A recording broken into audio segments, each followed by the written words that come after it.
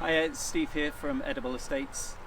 Obviously this time of year we are harvesting loads of things in the garden. So we thought we'd do a video on how and when to harvest all this lovely stuff that we're growing. Okay, so here we are at our bed of carrots. We've taken a load of carrots out of here, so we're coming to the end of our harvest here. But I just want to point this out first. This is a carrot that has gone to seed. You can see it's sent up this big round stalk, and it's then flowering. This is where all the new carrot seeds will come from. At the bottom of there will be a really disappointing carrot, so we're not going to pull those. It'll be small and it probably won't taste very good, so we won't bother with that one.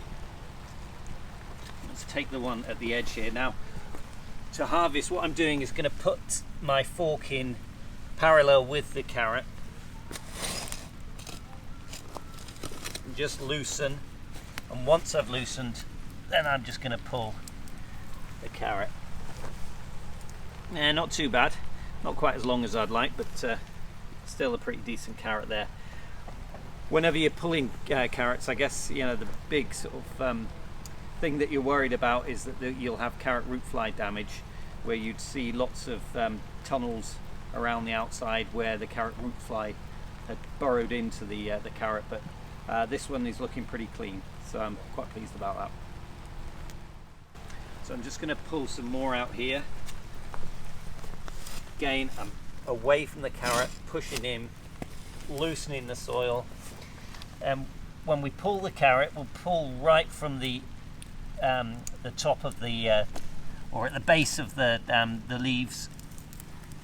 Now that's one that's flowered, and as you can see, not a very big carrot, and not one that we would eat.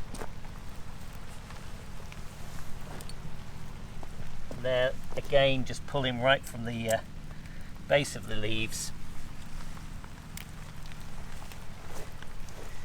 Small stubby ones there. See if we can get some better ones.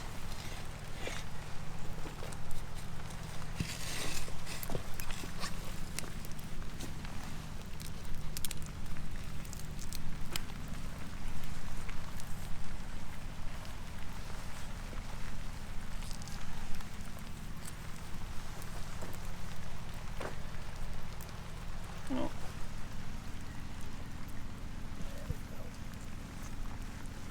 So now we're going to be harvesting a cabbage. This may not look too promising at the start. As you can see, there's lots of slug damage around here and also caterpillar damage. So it's not looking like the best specimen.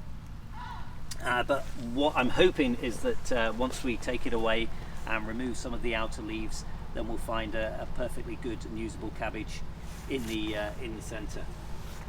So what I'm going to do is just cut the cabbage head from the stalk underneath.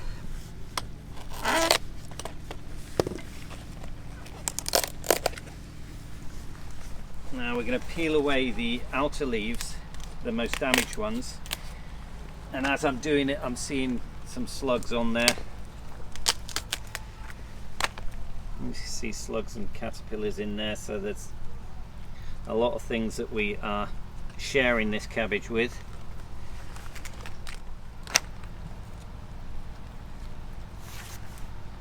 Let's take one more off.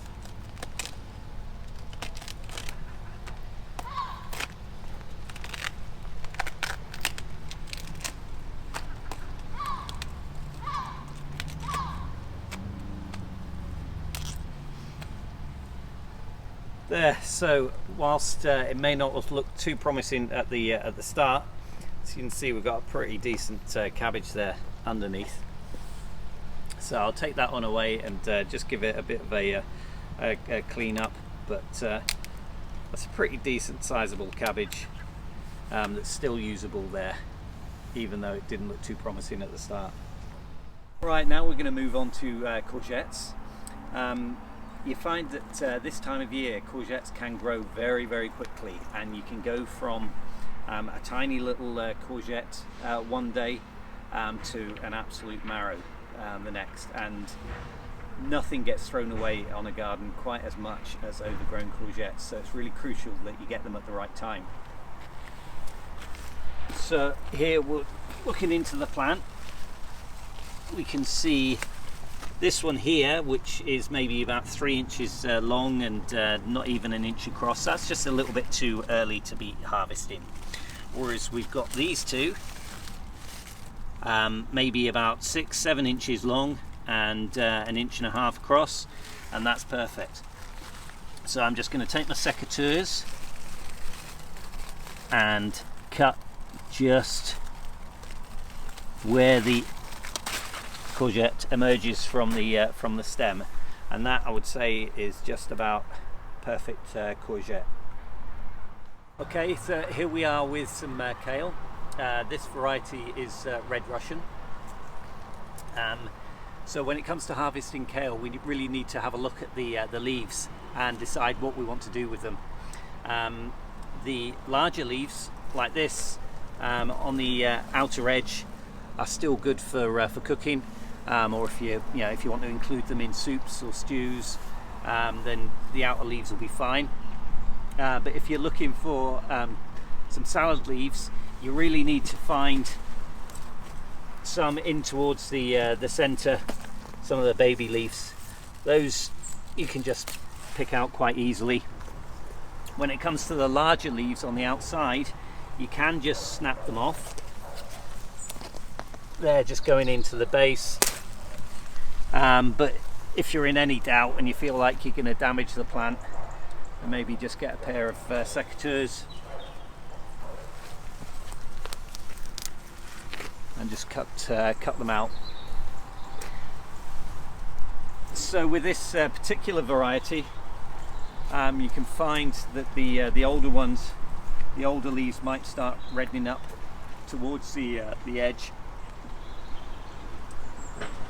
And when it comes to cooking them, what I would tend to do is to maybe discard some of the stalk, so you can just strip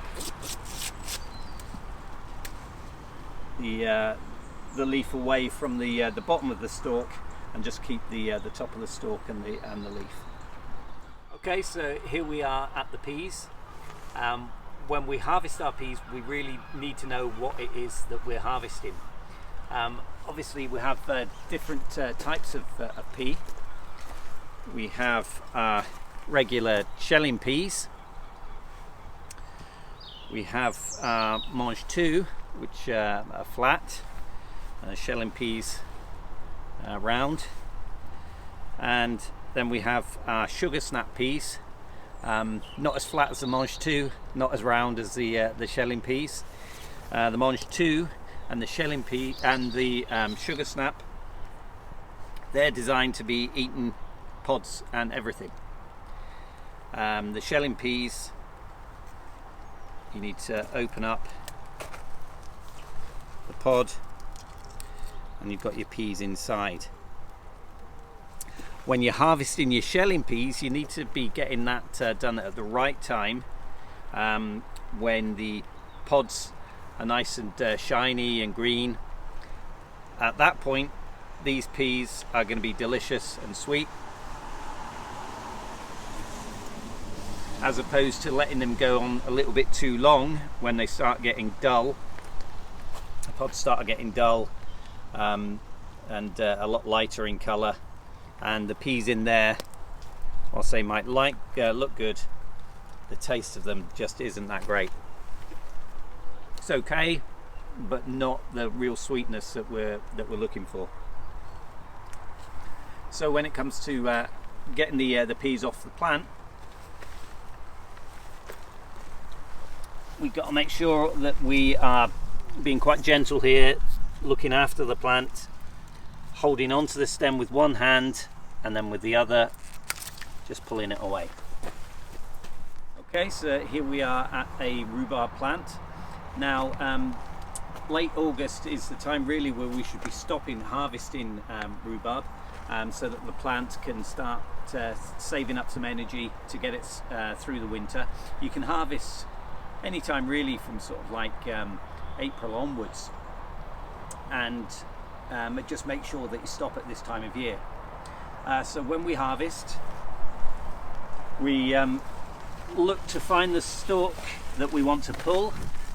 We go down to the base of the stalk and twist and pull.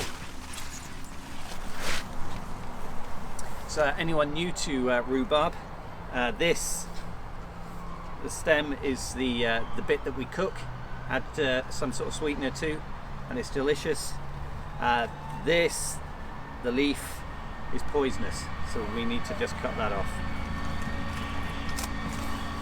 Take that home for cooking. So here we are with the tomato plant. So we're just going to go through and just find the ones that are ready to pick. That one's still not quite ripe, it's still quite hard and it's not coming away that well from the plant. There's a few here that have been slug damaged. That one's a little bit nasty. Now of course, you know, if you're making a tomato sauce or a soup, you could just cut that off and throw the other half away. That's up to your own preferences. Again, that one is still not quite ripe, and obviously these green ones are just not ripe at all. But these tomato plants grown under cover here in Scotland, you should be able to harvest your tomatoes from the beginning of July right through to the end of September and early October. As long as you're looking after the plant, then they should be good over that quite long harvesting period. So growing tomatoes for yourself can be really quite productive. We'd hope to get between 5 and 25 pounds of tomatoes per tomato plant.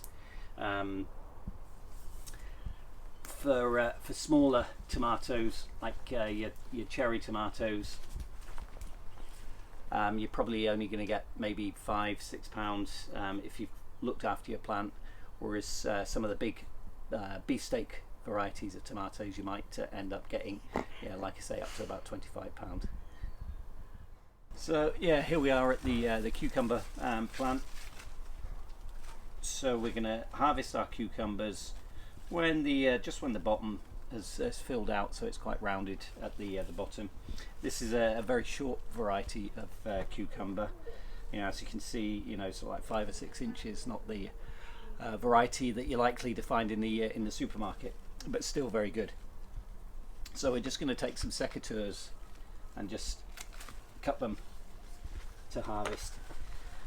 Just like tomatoes, cucumbers will produce, you know, from early July right through to the end of September, early October. So it's really quite a good investment in your garden to grow some cucumbers.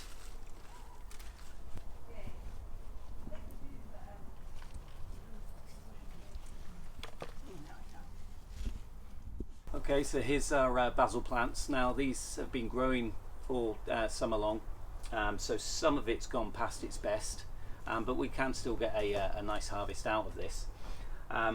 What we're looking for is young growth, so we need to look out for signs like this where we've got flower heads forming.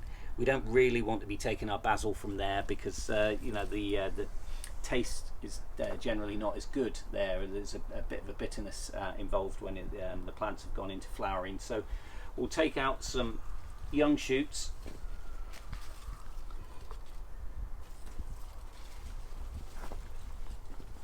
Just with a pair of secateurs.